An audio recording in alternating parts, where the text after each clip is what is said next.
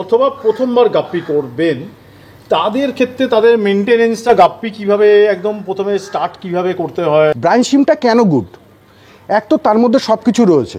Second হলো যে ট্রিপলটা কি একটা আইডিয়াল সেটআপ কি অ্যাকচুয়ালি হচ্ছে গাপ্পির জন্য? না, শহীদা, গাপ্পি মাছের কি আমাদের সোসাইটিতে কোনো ধরনের স্পেশাল ইউটিলিটি আছে, উপকারিতা আছে? নতুন হবিসদের জন্য ইনডোর ভালো না আউটডোর ভালো? আপনি কি নিজে ওটা করে নিজে কি খেয়ে না, ওটাকে উনি কি ক্যামেরা দেখিয়েছেন? না সেটা ক্যামেরায় দেখায়নি, বলতে পারে তিনি, বাট তিনি অনেকটা রিসার্চ করে। আমি যদি বলি তো আমাকে তো সেটা দেখে এক্স্যাক্টলি সেটা আমারও প্রশ্ন ছিল, বাট উনি অনেক বড়, one of the best breeder হবে আমার মতে। আপনাকেও ছাড়িয়ে যাবে সেটা।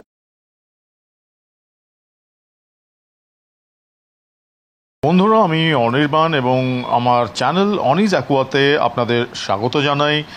এবং আজকের গেস্ট হচ্ছে আমাদের বেঙ্গলের সবথেকে স্বনামধন্য ব্রিডার এবং ইম্পোর্টার মিস্টার শুভদীপ চক্রবর্তী। চলুন দেখে নেব ওনার কারেন্ট স্টকস এবং গাপ্পির অনেক নতুন তথ্য জেনে নেব ওনার থেকে। এটা ফার্স্ট টাইম ইন ইন্ডিয়া। এটা হচ্ছে snake skin white ivory, Indonesian blood line.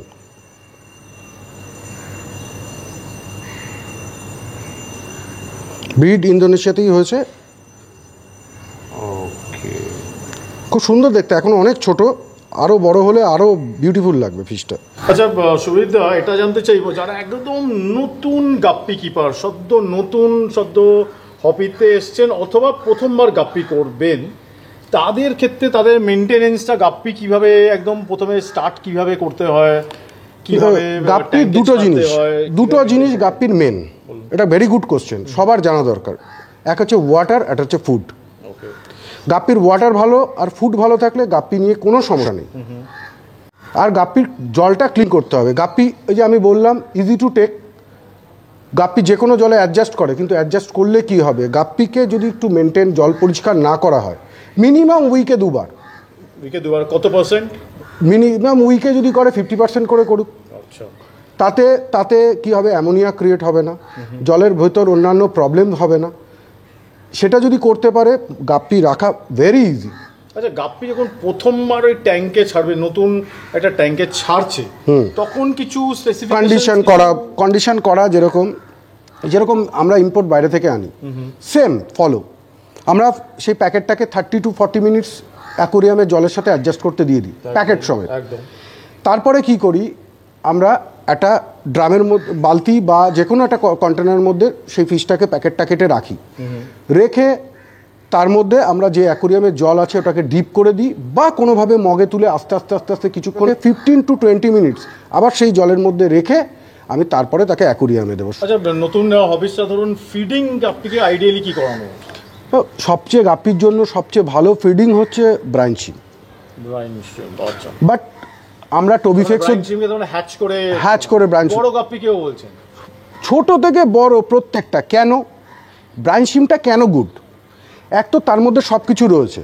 Second হচ্ছে ব্রাঞ্চিং যখন হ্যাচ করে মুভ করে গাপ্পির, তখন সবাই খেয়াল করবেন গাপ্পিও মুভ করছে, খেতে গিয়ে ছুটছে, তার মানে তার বডি শেপ ভালো থাকবে। ওই ছোটা আর এই খেতে গিয়ে ছোটার মধ্যে ডিফারেন্স আছে। অনেক গাপ্পি, এই যে গাপ্পিটা, এই যে এটাকে কি ছোটা বলে, এই যে বসে রয়েছে না, তাহলে ছুটলে তাহলে আপনি বলছেন ওটা হচ্ছে ম্যাসিভ। তাহলে এই যে না, এইটা যে এক্সারসাইজ হচ্ছে, এই যে দাঁড়িয়ে রয়েছে গাপ্পি, এই যে দাঁড়িয়ে রয়েছে, তখন কিন্তু গাপ্পি মুভ করবে সারা অ্যাকোরিয়াম ধরে। এক্সারসাইজটা দরকার, এবং ওই খেতে গিয়ে যে মুভমেন্ট হয় তার বডি শেপ বাড়ে। আচ্ছা, তার বডি শেপটা বাড়ে, ডেভেলপ ভালো হয়, এবং ব্রাঞ্চিংটা হচ্ছে বেস্ট। আপনি আর কি খাওয়ানো যেতে পারে? টোবিফেক্স অনেকে খাওয়াতে পারে, বাট সেটাকে কিন্তু অনেকটা কন্ট্রোল করতে হবে, অনেকটা ভালো পরিষ্কার করতে হবে, পরিষ্কার করে খাওয়াতে পারে। এটা কেঁচো টোবিফেক্সটা খাওয়াতে পারে, বাট রেকমেন্ডেড নয় 100%। উইকলি হয়তো 1 days or 2 days খাওয়াতে পারে। কেঁচো একটা ভালো গুণ আছে, কেঁচো ব্রিডিংয়ের ক্ষেত্রে খুব ভালো হেল্প করে, খুব ভালো গ্রোথ দেয়, ব্রিডিংয়ের ক্ষেত্রেও রয়েছে। কারণ কেঁচোর মধ্যে মিনারেলসটা খুব ভালো পাওয়া যায়, আর এটাও করতে পারে। এখন অনেক ড্রাই ফুডও আছে, অনেকের টাইম থাকে না। যখন তুমি আমার থেকে গাপ্পি নিয়ে গেছিলে, তোমার মনে আছে, তখন তোমার টাইম নেই পিসের জন্য, তখন আমি তোমাকে সাজেস্ট করেছিলাম ব্রাঞ্চিং, তুমি বলছিলে কি করে দাদা আমি টাইমে হ্যাচ করব। তখন এখন পাওয়া যায় হচ্ছে ড্রাই ব্রাঞ্চিং পাওয়া যায়, সেটা হ্যাচের দরকার নেই, জাস্ট জলে ভালো করে ধুতে হবে। ডাইরেক্ট ফিট করা যায় না, জলে ভালো করে ধুয়ে তারপরে ওকে যদি ফিট করে, হ্যাঁ 100% লাইভের মতন পাবে না, বাট 50-60% পাবে কাছাকাছি। আচ্ছা, আর আপনার হঠাৎ করে এই ত্রিপল দেখে আমার মনে হলো যে ত্রিপলটা কি একটা আইডিয়াল সেটআপ কি অ্যাকচুয়ালি হচ্ছে গাপ্পির জন্য? না, ত্রিপলটা আইডিয়াল সেটআপ আমি মনে করি না। আমার প্লেস প্রবলেম আমি বলে দিচ্ছি, আমার স্পেস প্রবলেম রয়েছে। অনেকে এটা নিয়ে আবার ক্রিটিসাইজও করে, তো সে করতে পারে, তার ক্রিটিসাইজটা তার ব্যাপার। আমি তো এই ত্রিপলের মধ্যে করে ওয়ার্ল্ড গাপ্পি কম্পিটিশনেও প্রাইজ পেয়েছি, ফার্স্ট প্লেস পেয়েছি, সেকেন্ড প্লেস পেয়েছি, থার্ড প্লেসও পেয়েছি। আমি অবশ্যই ডিটেলস দিচ্ছি। আর ইন্ডিয়ান গাপ্পি কম্পিটিশনেও ফার্স্ট, সেকেন্ড, থার্ড প্লেস পেয়েছি এই ত্রিপলের মধ্যে করে। যারা ইন্টারন্যাশনালেও পেয়েছি, আমি চ্যাম্পিয়ন হয়েছি, আমি তার সার্টিফিকেট দিয়ে দিচ্ছি তার। আচ্ছা, সেখানে চায়না, ভিয়েতনাম, ইন্দোনেশিয়া, থাইল্যান্ড সব কান্ট্রির লোকেরাও সেখানে পার্টিসিপেট করেছে, সেখান থেকে আমি চ্যাম্পিয়ন হয়েছি। আচ্ছা, দ্বিতীয় কথা হচ্ছে আমার, যারা এই ক্রিটিসাইজটা করছেন, তাহলে সরি এটা আমি জানতে চাইবো শুভজিৎ দা, সেটা হচ্ছে যারা ধরনের ক্রিটিসিজমটা যে করে, তাহলে সেটা তাহলে কিসের জন্য করে? আবার আপনি এখন নিজেও রেখেছেন, তাহলে নিশ্চয়ই তাহলে সেটার কিছু একটা লাভ তো নিশ্চয়ই আছে। আবার তারা যে কিছু ক্ষতি নিশ্চয়ই মানে যে ক্রিটিসাইজ হচ্ছে, মানে কিছু একটা ক্ষতি বলতে চাইছে যে ওটা না, ক্রিটিসাইজ তারা করছে কি ত্রিপলের ক্ষতিটা কি আর লাভটা কি? ক্রিটিসাইজ তারা করছে তাচ্ছিল্য ওড়ানোর জন্য, এছাড়া তাদের কোনো বেসিক নলেজ ওইখান থেকে বার করতে হবে যে কেন ট্রিপলে করা উচিত না করা উচিত না। তারা যারা দালানে বসে করছেন বা এসি রুমে বসে করছেন দালানে থেকে, তারা অন্তত আমি এটা এক্সপেক্ট করবো ভারতের নামটা আমার থেকে বেশি আরও উজ্জ্বল করবেন। আগামী দিনে অনেক ভারতের জন্য প্রাইজ নিয়ে আসবেন, ওয়েস্ট বেঙ্গলের নাম আরও বেশি নিয়ে যাবেন। যারা ক্রিটিসাইজ করছেন তারা আরও বেশি এগিয়ে নিয়ে যাবেন ইন্ডিয়াকে। ত্রিপলে করলে আমার স্পেস নেই বলে আমাকে করতে হয়েছে, তাতে ক্রিটিসাইজ করছে, করুক, আমার কোনো প্রবলেম নেই। ত্রিপলের ফাংশনটা এখানটা রোদ বৃষ্টিটা আমার আটকাচ্ছে, হ্যাঁ, কিন্তু এইবার আমি গরমে খুব ভালো ফেস করেছি, খুব প্রবলেম হয়েছে। এই গরমটা এবার মারাত্মকই ছিল সব জায়গাতে, গরম থাকলে সে ত্রিপল দিয়েও কোনো লাভ নেই, তখন বেশ নিচে করাটাই বেটার, নিচে ঘরে বলতে। তাহলে কিছুটা আমরা এই ইয়েতে আমরা আসতে পারি কনক্লুশনে যে ত্রিপলটা ম্যাটার না, মেবি কিছুটা ইনডোর আর আউটডোর।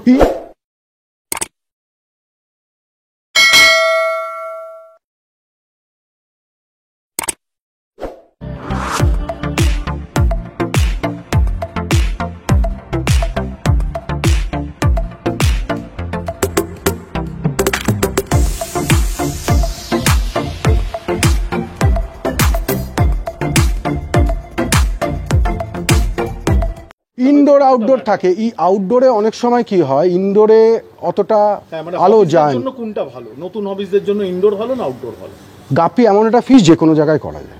প্রথমত কথা, ও একটা টাবেও করতে পারে, অ্যাকোরিয়ামও করতে পারে, যে কেউ করতে পারেন, বা একটা গামলাও করতে, অনেকে থার্মোকল বক্সেও করতে পারেন, একদম বিভিন্ন জনের গাপ্পি অ্যাডজাস্ট করতে পারে। এইবার হচ্ছে আপনার রাখার ধরন।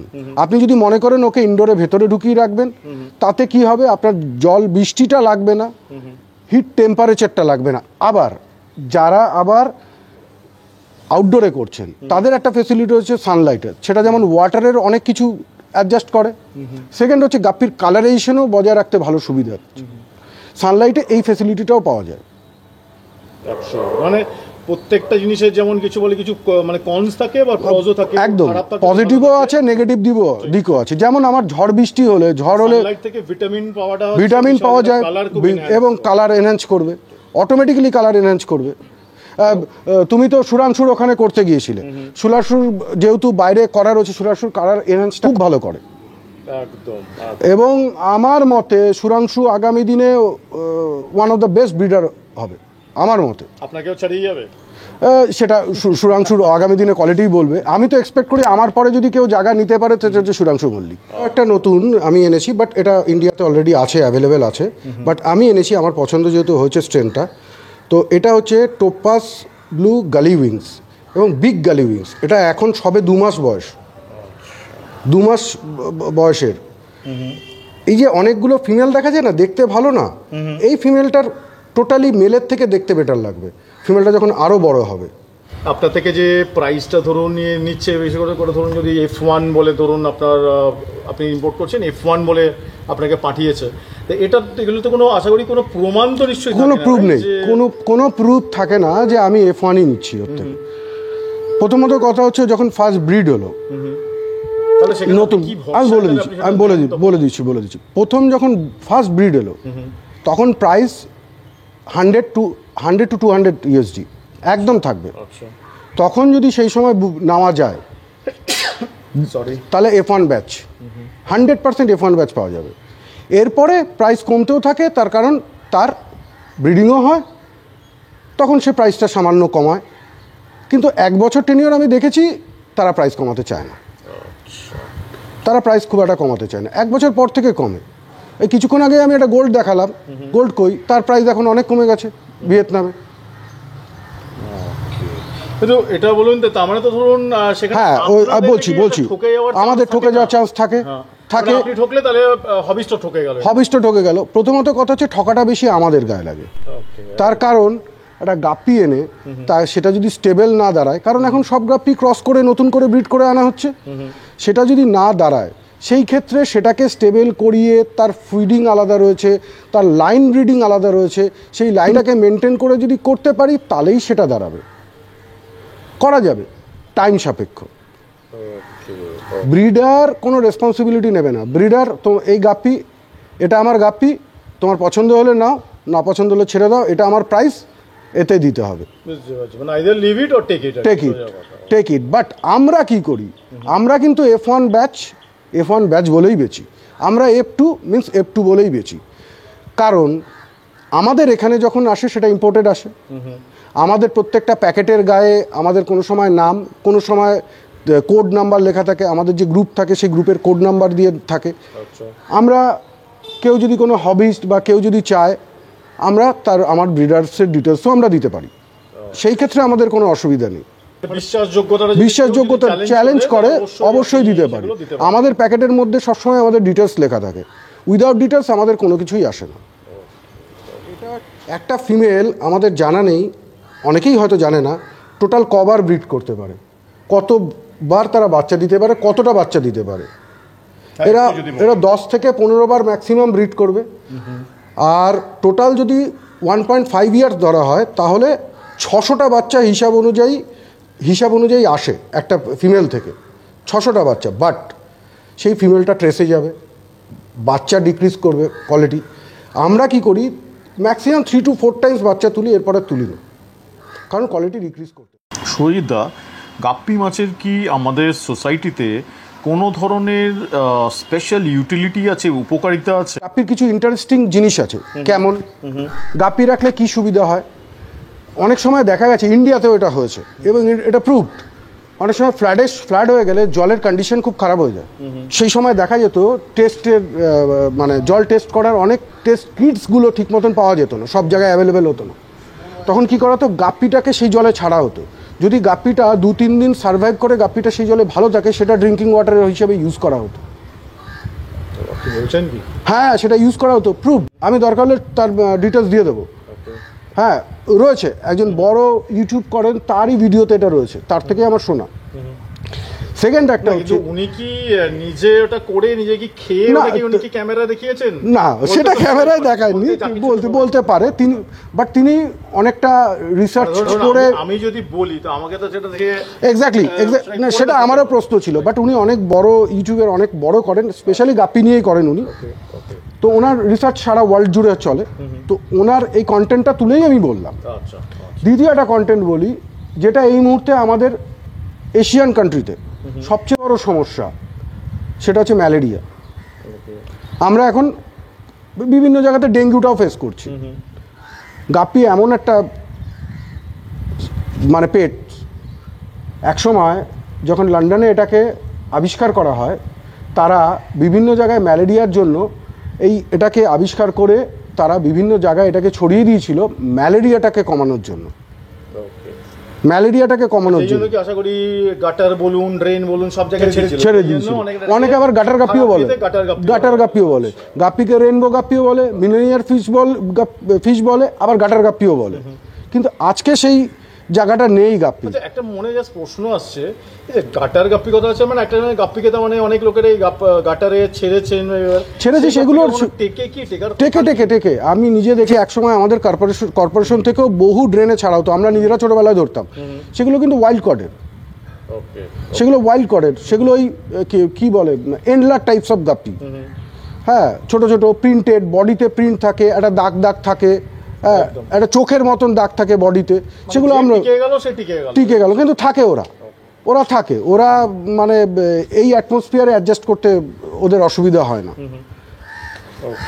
যেগুলো আমাদের ম্যানমেড, হাতে তৈরি করা, সেগুলোকে তো আমাদের অ্যাডজাস্ট করতে হয়। এখন ডে বাই ডে ইনক্রিজ হয়েছে, কিভাবে আমরা জায়গাটাকে মেনটেন করতে পারবো।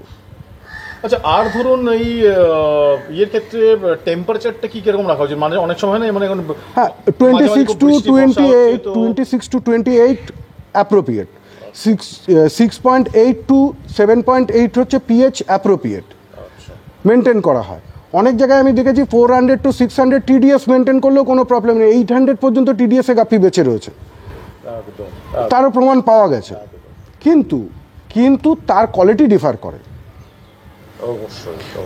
ডিফার করে, টিডিএস যদি আমরা মেনটেন করে করতে পারি, তার কোয়ালিটি ডেভেলপ হবে, বাড়বে।